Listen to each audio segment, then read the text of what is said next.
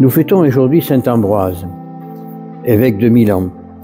Saint Ambroise était le préfet de la ville de Milan, descendant d'une très grande famille impériale, famille de l'époque.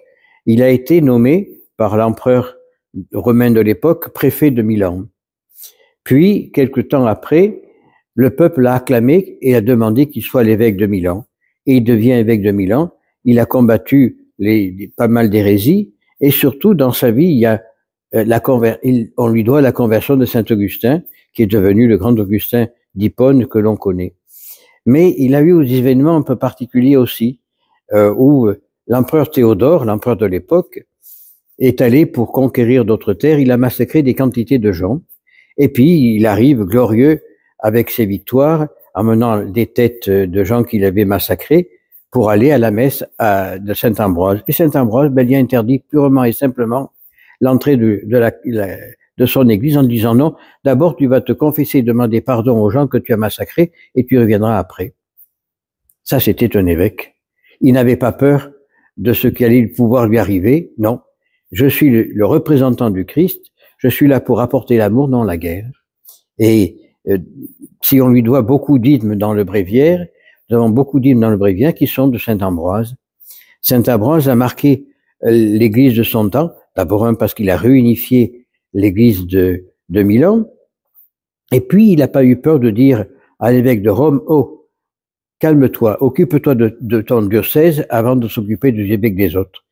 Et ça, Saint Cyprien de Carthage et tant d'autres saints de l'époque l'ont suivi. Et l'église a été maintenue dans l'unité et dans la croissance, puisque l'église a beaucoup grandi. Si on lui donne aussi la conversion de saint Augustin qui était un paillard de premier ordre, il y a dit non, ça suffit maintenant. Puis par les prières de sainte Monique, la mère de saint Augustin aussi. Mais il a converti saint Augustin qui est devenu un grand évêque, à la suite de saint Ambroise. Et nous fêtons aussi demain l'Immaculée Conception. Aujourd'hui, c'est la vigile.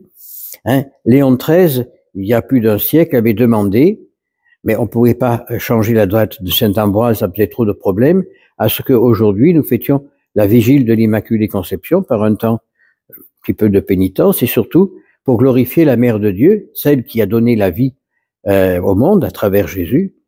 Et quand on lit le décret de Léon XIII, on s'aperçoit des choses merveilleuses parce que Léon XIII dit, entre autres, qu'à travers l'Immaculée Conception, on voit la Mère de Dieu.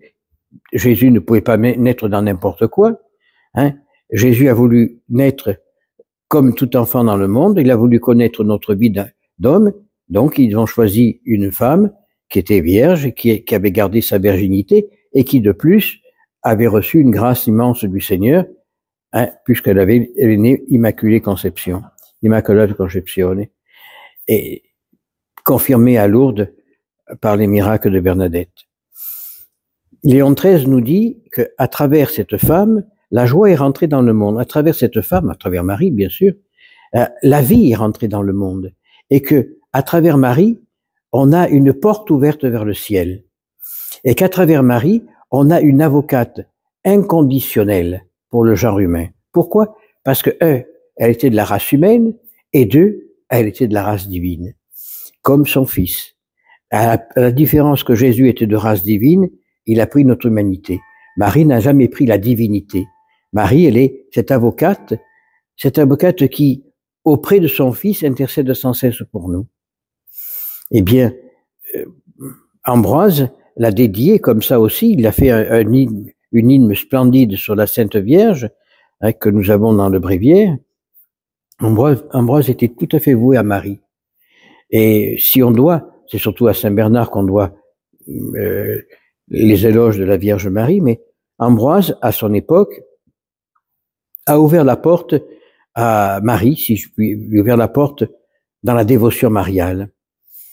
Aujourd'hui, au cours des temps, on avait un petit peu exagéré, puisqu'on avait un petit peu déifié Marie, mais on est revenu à une vérité toute simple. Marie, c'est la mère de Jésus, c'est notre avocate inconditionnelle auprès du Père, c'est elle qui nous guide comme une mère, et Marie agit envers nous comme une véritable mère.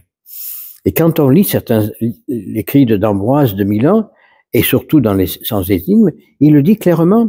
Il dit que Marie, en plus d'être mère, elle est celle qui tient les rênes du bateau, qui tient les rames du bateau, pour que le bateau ne puisse pas partir à droite et à gauche, pour qu'il aille dans le sens du vent. C'est un exemple merveilleux, qu'a repris un petit peu plus tard Don Bosco en disant que c'est Marie qui sauverait la barque de Pierre qui prend l'eau de toutes parts. Et c'est exact. Marie est la mère de l'Église et elle va nous sauver de tous les problèmes qu'il y a alors que dans l'Église, si on est capable de lui dire « Maman, Maman Marie », comme disent les Africains, « Maman Marie, aide-nous à revenir à la vérité. Maman Marie, aide-nous à saluer à travers vous le Verbe de Dieu, celui que vous nous avez donné pour nous ouvrir la maison paternelle et pour pouvoir demain matin avec Marie chanter la gloire de Dieu, ainsi soit-il. »